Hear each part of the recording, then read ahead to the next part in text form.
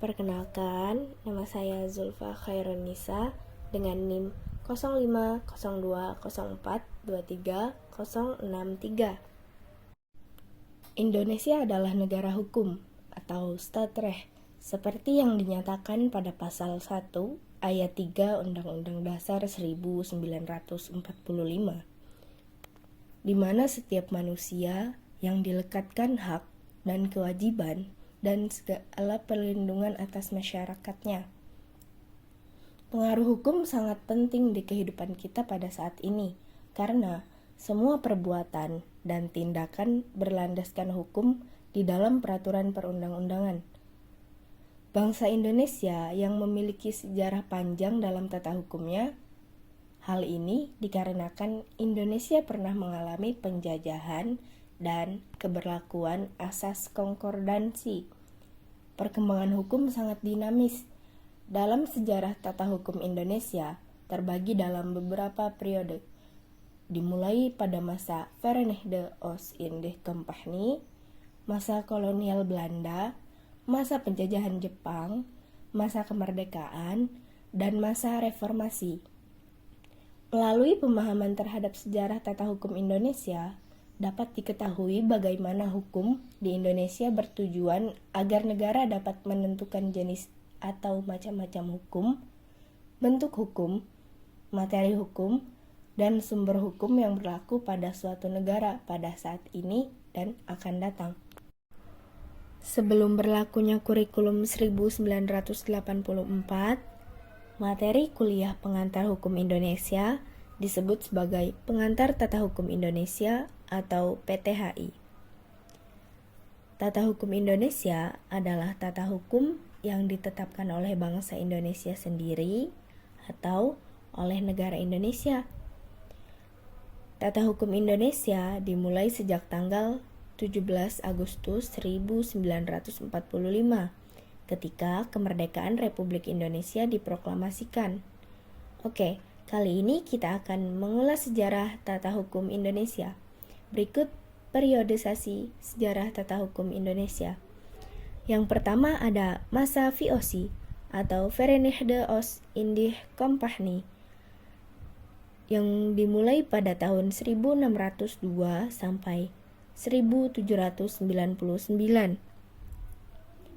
Tata hukum Indonesia memiliki sejarah yang sangat panjang yang dapat ditelusuri sejak zaman penjajahan. Pada masa penjajahan, VOC diberi hak istimewa oleh pemerintah Belanda yang dinamakan hak oktrooi, yang meliputi monopoli pelayaran dan perdagangan, mengumumkan perang, mengadakan perdamaian dan mencetak uang. Pada akhirnya, Gubernur Jenderal Peter Booth diberi wewenang untuk membuat peraturan guna menyelesaikan masalah dalam lingkungan pegawai VOC hingga memutuskan perkara perdata dan pidana. Kumpulan peraturan tersebut pertama kali dikodifikasikan pada tahun 1642 dan diberi nama sebagai Statuta Batavia. Kemudian, pada tahun 1766, dihasilkan kumpulan kedua yang diberi nama Statuta Bara. VOC memiliki kepentingan untuk memaksakan aturan-aturan yang berasal dari Belanda agar ditaati oleh masyarakat. Selain itu juga, terdapat kaidah-kaidah hukum adat Indonesia yang berlaku bagi orang-orang pribumi. Kemudian, yang kedua ada masa Beslutenrechtering. Dimulai pada tahun 1814 sampai 1855 Masehi. Pada masa ini, Raja Belanda memiliki kekuasaan tertinggi atas daerah-daerah jajahan, termasuk Hindia Belanda. Raja Belanda membuat dan mengeluarkan peraturan yang berlaku umum dengan nama Algemene Verordening atau Peraturan Pusat. Pada tahun 1830, pemerintah Belanda berhasil mengkodifikasikan hukum perdata di Hindia Belanda. Hukum yang berlaku bagi penduduk golongan Eropa adalah hukum perdata Eropa. Sedangkan bagi penduduk golongan pribumi adalah hukum adat. Pada tahun 1848, peraturan-peraturan tersebut diundangkan dan berlakunya di Hindia Belanda. Yang ketiga ada masa Regering-Reglement dari tahun 1855 sampai 1926 dan Indienststadregeling dari tahun 1926 sampai 1942. Pada masa ini, pemerintah Belanda membuat peraturan untuk pemerintahan daerah jajahan di Indonesia yang dinamakan Regering-Reglement. Pada tahun 1926 Masehi, pemberlakuan Indienststadregelement dimulai. Pada masa ini, terdapat perbedaan kedudukan hukum antara Belanda dan kaum pribumi. Hukum yang berlaku bagi penduduk golongan Eropa adalah hukum perdata Eropa, sedangkan bagi penduduk golongan pribumi adalah hukum adat. Pada masa ini juga, masyarakat Hindia Belanda dibagi menjadi 3 golongan, yaitu ada masyarakat Eropa, Timur Asing, dan pribumi. Perkenalkan, nama saya Muhammad Habibur Rahman. Saya dari Prodi Hukum Tata Negara, UIN Sunan Ampel, Surabaya, dan saya berkebangsaan Indonesia, serta memiliki nomor induk mahasiswa 050204230045. Terima kasih.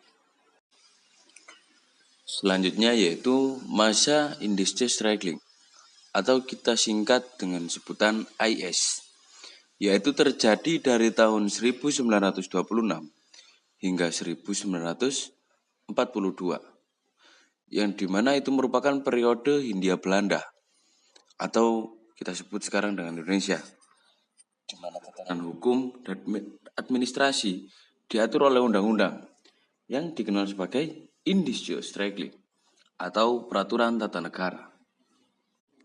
Nah, IS ini memiliki hubungan yang sangat erat dengan sejarah pengantar hukum Indonesia, karena merupakan periode penting dalam perkembangan sistem hukum di Indonesia. Nah, berikut adalah poin penting yang menjelaskan tentang hubungan tersebut. Yang pertama, ada pengembangan sistem hukum modern. IS merupakan kodifikasi hukum yang mencakup berbagai aspek pemerintahan dan administrasi di Hindia Belanda. Ini menandai usaha untuk menerapkan sistem hukum yang lebih terstruktur dan teratur, yang merupakan fondasi penting bagi sistem hukum modern di Indonesia. Yang kedua, ada penerapan hukum Belanda. Selama periode ini, banyak hukum dan peraturan yang diterapkan di Hindia Belanda diadopsi dari sistem hukum Belanda. Ini mencakup hukum perdata, hukum pidana, dan hukum dagang. Pengaruh hukum Belanda ini terus berlanjut bahkan setelah Indonesia merdeka pada tahun 1945 dan menjadi dasar bagi banyak undang-undang di Indonesia saat ini. Yang ketiga, ada struktur pemerintahan dan administrasi. IS mengatur struktur pemerintahan kolonial, termasuk pembagian wilayah administrasi dan kewenangan berbagai pejabat pemerintah. Ini memberikan kerangka kerja administratif yang terus mempengaruhi organisasi pemerintahan di Indonesia hingga saat ini. Berikutnya yang keempat, yaitu pendahuluan bagi hukum nasional. IS menjadi salah satu elemen kunci dalam proses pembentukan identitas hukum nasional Indonesia. Setelah Indonesia merdeka, banyak elemen dari IS yang diadopsi dan dimodifikasi untuk disesuaikan dengan konteks nasional. Yang berikutnya, yaitu dasar pendidikan hukum. Studi mengenai IS menjadi bagian penting dalam pendidikan hukum di Indonesia. Banyak fakultas hukum yang mengajarkan sejarah dan ICIS sebagai dasar untuk memahami evolusi sistem hukum di Indonesia. Berikutnya, dan yang terakhir yaitu transisi menuju kemerdekaan. Ya, meskipun IS adalah produk dari pemerintahan kolonial, pemahaman dan penerapan hukum ini membantu juga mempersiapkan Indonesia untuk transisi menuju kemerdekaan. Struktur hukum dan administrasi yang dikembangkan selama periode ini memberikan kerangka kerja yang dapat diadaptasi oleh pemerintahan Indonesia pasca kemerdekaan. Dari beberapa poin penting yang sudah saya jelaskan, secara keseluruhan, masa industri struggling dari 1926 hingga 1942 adalah periode penting yang memberikan fondasi bagi perkembangan hukum di Indonesia dan berkontribusi pada pembentukan sistem hukum nasional yang ada. Ya, materi selanjutnya kita belajar mengenai masa pendudukan Jepang di Indonesia, yaitu pada tahun 1942 hingga 1945. Terjadi perubahan signifikan dalam sistem hukum Indonesia. Salah satu instrumen hukum penting yang diperkenalkan oleh pemerintahan militer Jepang adalah Osamu Seirei. Osamu Seirei sendiri adalah istilah untuk peraturan-peraturan yang dikeluarkan oleh Panglima Tentara Jepang selama pendudukan Jepang di Indonesia. Nama ini berasal dari bahasa Jepang yang secara harfiah berarti perintah komandan atau dekret militer. Latar belakang penerapan Osamu Seirei. Yang pertama yaitu pendudukan Jepang di Indonesia, yang dimulai pada Maret 1942 setelah Belanda menyerah.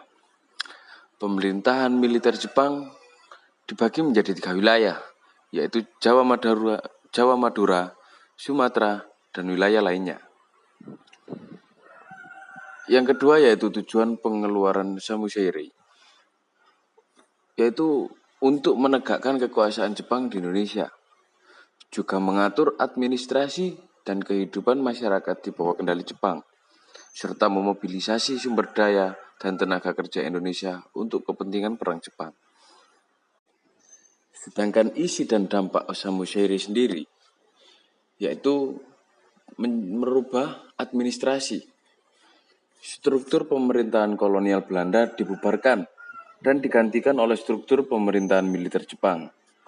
Peran pamong praja atau pegawai negeri diperkuat untuk memudahkan kontrol dan mobilisasi penduduk.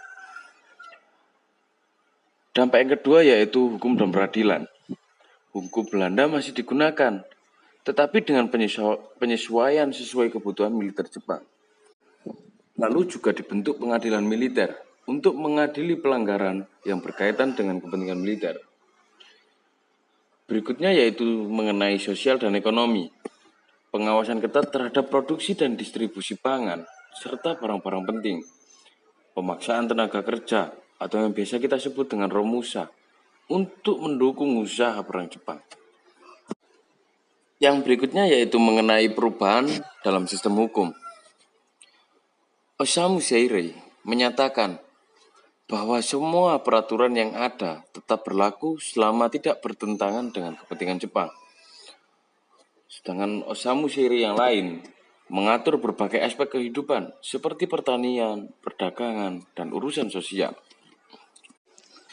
Sedangkan akhir masa pendudukan Jepang, yaitu terjadi pada tanggal 1945, tepatnya pada bulan Agustus, setelah Jepang menyerah kepada sekutu. Warisan hukum dan administrasi dari masa penduduk dipengaruhi pada saya ulangi lagi. Akhir masa pendudukan Jepang. Pendudukan Jepang berakhir pada Agustus 1945. Setelah Jepang menyerah kepada sekutu. Warisan hukum dan administrasi dari masa pendudukan ini berpengaruh pada pembentukan sistem hukum Indonesia setelah kemerdekaan. Perkenalkan, nama saya Ashabu Maulana Afandi, Prodi Hukum Tata Negara dengan NIM 05040423114. Terima kasih. Sejarah pengantar hukum Indonesia mencerminkan perjalanan panjang yang dipengaruhi oleh hukum adat, kolonialisme Belanda, dan berbagai upaya pembaruan pasca kemerdekaan. Hukum adat yang berakar dari tradisi lokal dan hukum Islam masih memainkan peran penting, terutama dalam urusan keluarga dan waris. Masa penjajahan Belanda memperkenalkan hukum Eropa yang menciptakan sistem hukum dualistis. Setelah proklamasi kemerdekaan, Indonesia mulai merumuskan sistem hukum nasional yang menggabungkan elemen-elemen hukum adat, Islam, dan Barat. Era reformasi membawa perubahan signifikan, termasuk desentralisasi dan peningkatan perlindungan hak asasi manusia. Sistem hukum Indonesia yang kompleks ini mencerminkan keragaman budaya dan sejarah bangsa. UU TS 1950 hanya berlaku sampai tanggal 4 Juli 1959. Karena dengan dekret Presiden 5 Juli 1959, UU TS 1950 dinyatakan tidak berlaku lagi, dan sebagai gantinya adalah UUD 1945. Jadi, UUD yang berlaku di Indonesia sejak 5 Juli 1959 hingga sekarang adalah UUD 1945. Tata hukum yang berlaku pada masa ini adalah tata hukum yang terdiri dari segala peraturan yang berlaku pada masa 1950 sampai dengan 1959 dan yang dinyatakan masih berlaku berdasarkan ketentuan pasal 2 Aturan Peralihan UUD 1945, ditambah dengan berbagai peraturan yang dibentuk setelah dekret Presiden 5 Juli 1959 itu.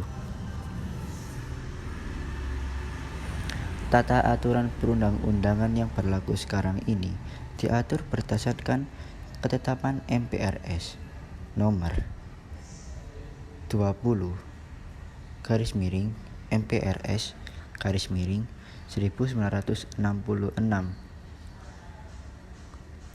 Jo ketetapan MPR nomor 5 MPR 1973. Tata urutan perundang-undangan tersebut adalah sebagai berikut. Yang pertama, Undang-Undang Dasar 1945. Yang kedua, TEP MPR UU. Yang ketiga, Perpu. Yang keempat, Peraturan Pemerintah. Yang kelima, Keputusan Presiden. Yang keenam, peraturan pelaksanaan lainnya, yaitu A. Instruksi Menteri, dan B. lain-lainnya. Tata urutan tersebut di atas mengandung konsekuensi bahwa peraturan yang urutannya lebih rendah tidak boleh bertentangan dengan peraturan perundang-undangan yang lebih tinggi.